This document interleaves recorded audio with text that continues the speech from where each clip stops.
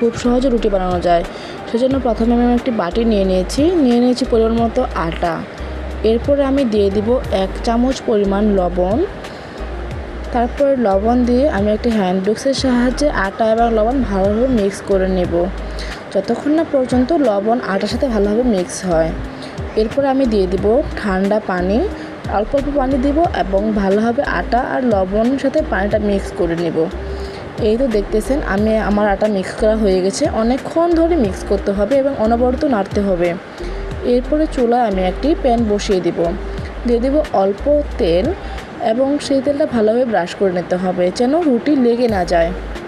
এরপরে আমি দিয়ে দিব 2 চামচ পরিমাণ আটা, আগে থেকেই গোলানো আটা দিয়ে দেওয়ার পরে ভালোভাবে পুরো প্যানে সেটা মেরে নিতে হবে।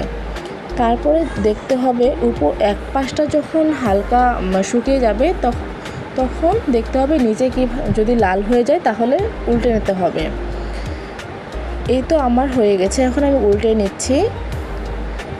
এরপরে এই অপর পাশটা ভালোভাবে ভাজতে হবে যতক্ষণ না পর্যন্ত লাল হয়। দেখেন আমি উল্টে নিয়েছি, কত সুন্দর লাল হয়েছে এবং লাল লাল করে ভাজা হয়ে গেছে। এই তো আমার এই একটা রুটি হয়ে গেল। আমি আবারও প্রথমবারের মতো করে আরও একটা রুটি বানিয়ে নেব। ঠিক সেমভাবে আমি সবগুলো রুটিই বানিয়ে নেব।